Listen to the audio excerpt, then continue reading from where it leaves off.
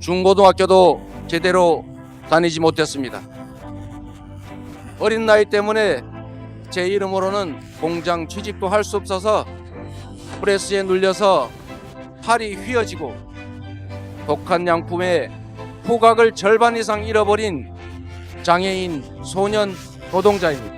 한 인간으로서 보면 생존자죠. 그러니까 이분이 그러니까 13살 때까지는 초등학교 졸업할 때까지는 화전민 가정에서 살았고요. 시골에서 저 안동 오지에서 13살부터 시작해서 18살까지는 도시빈민 가정에 속해 있는 소년 노동자였는데 그렇죠.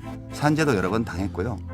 뭐 그 과정에서 유기용제 중독이나 또는 프레스 등의 사고로 사회생활을 할 수 없을 정도의 그런 상해를 입었다고 해도 전혀 이상할 게 없는 인생을 살았어요.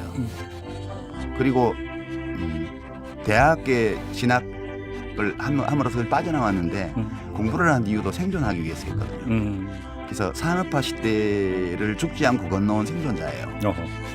그리고 이제 2010년에 성남시장이 되고 나서 엄청나게 수사도 많이 받았고 기소도 당했고 작년에 대법원까지 가서 무죄 판결 받은 그 건이 판결이 다르게 나왔더라면 사망했죠, 정치적으로. 정치적으로도 이제 지난 한 10여 년 동안 사실상 생존자에 가까운 그런 경로를 거쳐왔어요. 저는 이재명 후보를 보면 저 사람 생존자다.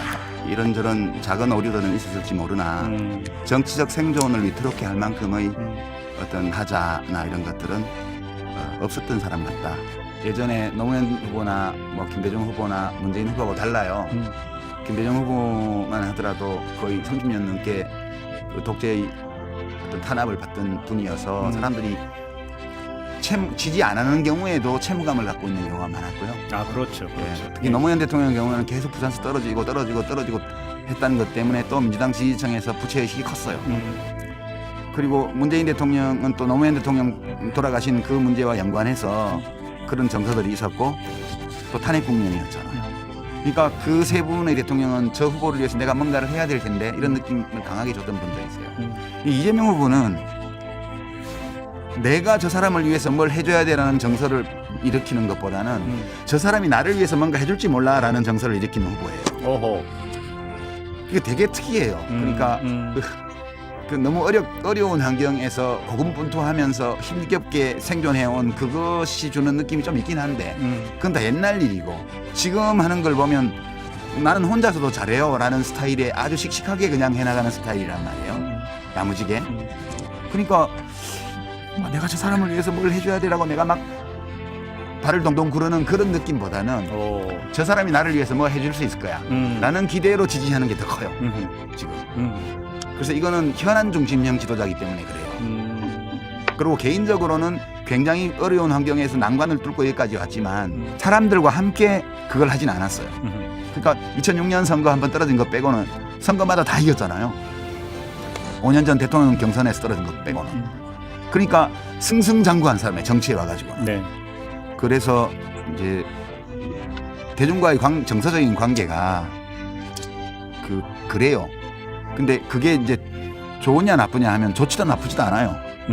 정서적으로 깊게 얽혀 있으면 작은 어떤 사건 하나라도 토라져서 돌아서는 반면 상처를 많이 받아요. 예, 상처를 받아요. 원래 상처는 가까운 사람, 내가 아끼는 사람 사이에 받는 거죠. 맞아. 근데 이재명 후보는 저 사람은 일을 잘해. 나를 위해서 뭘 해줄 것 같아. 라는 느낌을 갖고 있기 때문에 뭐 어지간한 일이 터져도 지지율이 안 빠져요. 정서적으로 깊게 그 애착관계가 형성된 게 아니기 때문에요.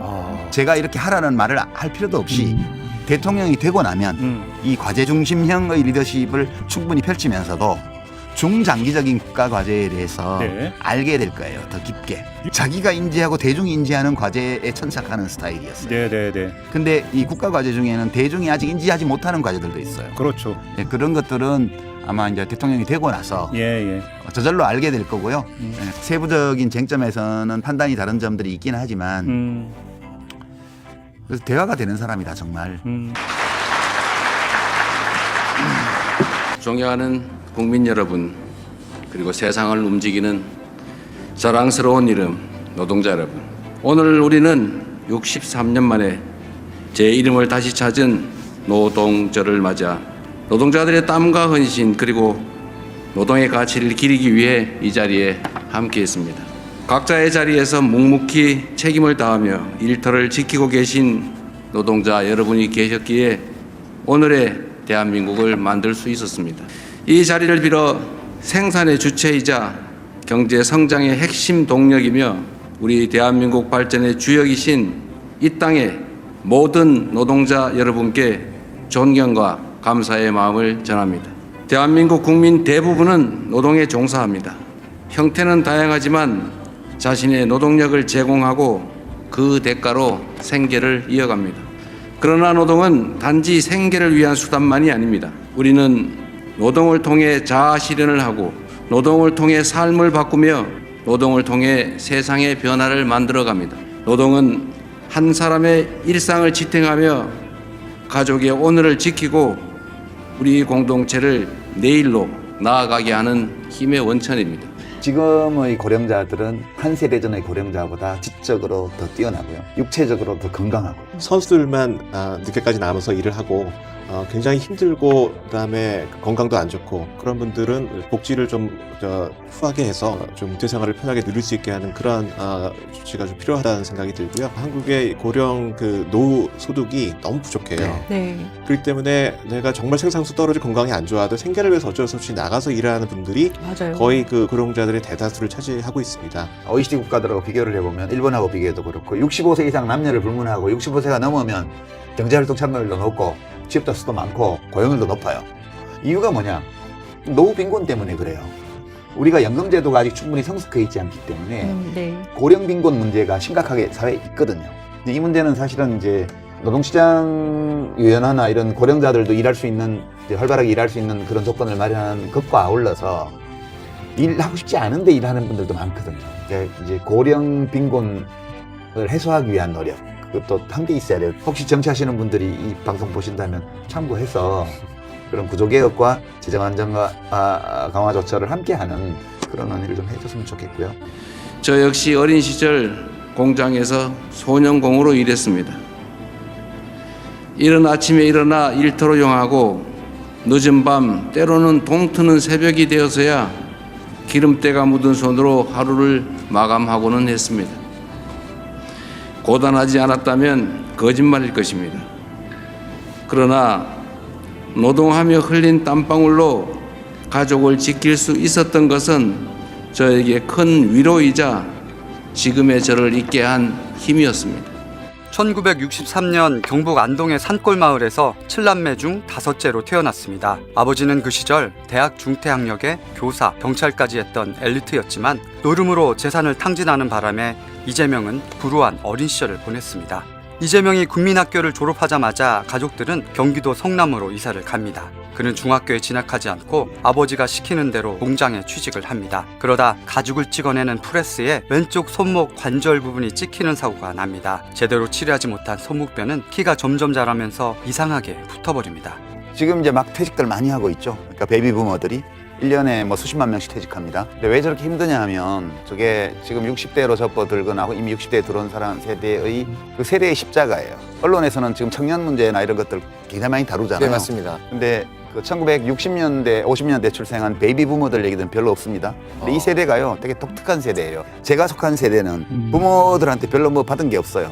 왜냐하면 우리 부모 세대는 자산을 축적하고 고령에 들어간 세대가 아니기 때문에 부모한테서 받은 게 별로 없고요. 그전까지는 국가가 부모 세대를 복양하는 데 필요한 지원을 아무것도 해준 게 없었어요. 그러니까 완전히 사적으로 부모 세대를 복양했고요. 자식에게 투자를 많이 했고요. 그런 동시에 자식들에게 노후를 의탁하지 않는 최초의 세대입니다. 자기 죽을 돈까지 자기가 다 마련해요. 그러니까 뭐 지금 베이비 부모들 보고 꿀 빨은 세대처럼 이렇게 얘기를 하는데요. 지금의 청년들과는 다른 십자가를 졌던 세대예요. 그러니까 부모를 사적으로 복양했고 자식들에게 의지하지 않은 최초의 세대입니다. 그리고 자기 자신의 노후를 대비하기 위해서 자산을 어느 정도 축적했어야만 됐고요. 네. 그리고 그것이 충분치 않으면 퇴직하고 나서 일을 해야죠. 그거는 어쩔 수 없어요. 그거는 우리 대한민국의 현대사가 이 세대에게 짐을 지워준 거기 때문에 네. 이것은 거의 운명적으로 받은 상황이고요. 이 노후 빈곤에 대한 대책이 충분치 않은 거예요. 이 세상에 태어난 사람들이 네. 더 풍요롭고 자유롭게 살면 그게 좋은 거예요. 알겠습니다. 민주당이 손 되게 많이 가요. 민주당 지지자하기 되게 힘들어요. 아니 겨우겨우 해서 잘 만들어 놓으면 내부에서 엉망으로 만드는 경우도 많았고요. 지금까지. 사과드립니다. 10년 전에는 이런 사람을 이유도 없이 그냥 말 싸가지 없게 한다는 이유로 그냥 컷오프하고 말이에요. 그 도대체가 이게 아니 그 10년 전에 컷오프 됐던 분이 지금 당대표예요 지금. 이게 말이 돼요 이게? 그러네요. 그러니까 생각해보니까. 10년 전에 민주당이 얼마나 엉망인 상태였냐는 거예요. 그러니까 민주당은 여러 차례 부침을 겪으면서 거의 당이 망했던 적도 있어. 근데 그거를 시민들이 다 당원 가입하고 당 안에서 또 시민들을 맞아들이기 위해서 제도를 만들고 이렇게 하면서 문재인 대통령이 그 당대표 시절에 이 온라인 플랫폼으로 가기 위한 기초 작업하고 그리고 거기 뭐 문성은 씨부터 해서 시민사회에서 막 참여하고 시민의 날개. 우여곡절 끝에 여기까지 왔죠. 국민의 명령. 국민의 명령. 지금은 아주 훌륭한 플랫폼 장만이 돼 있죠. 근데 그 영원한 건 없어요. 그러니까 끊임없이 손을 보지 않으면 계속 문제가 생겨 이 당이. 그리고 이제 밖에 있는 사람들이 되게 속을 끓이면서도 어쩔 수 없어. 이 당은 손이 많이 가. 그러니까 문제가 생기면 계속 해결해 줘야 돼. 지금은 야당이 거의 지밀이라는 상태여가지고 민주당이라는 이 정당이 바로 안 서면 나라가 안 서. 그러니까 대한민국을 위해서 이 당을 어떻게 해야 돼. 그래갖고 이거를 계속 손을 보면서 오는 거예요 지금까지. 누군가 관심을 가지고 계속 이걸 뭘 하지 않으면 잘못될 가능성이 굉장히 높아요. 현역 광역단체장 민주당이 5명밖에 없었는데 100% 다 외치고 있어요. 그러니까요. 1인 1표제를 내가 주장해서 도입을 했지만 무섭다. 무서워요. 나도 어떻게 될지 모른다. 언제 날아갈지 모르는 거예요. 사실 이 마음을 완전히 넣어서 깊이 있는 어떤 대화를 하거나 어떤 문제에 천착해가기도 힘들어요. 근데 이제 잘 될 거라고 보고요.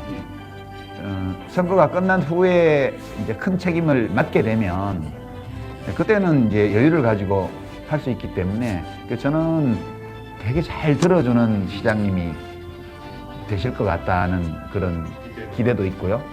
또 잘 들어주는 해결을 못 해줄 수 있어요.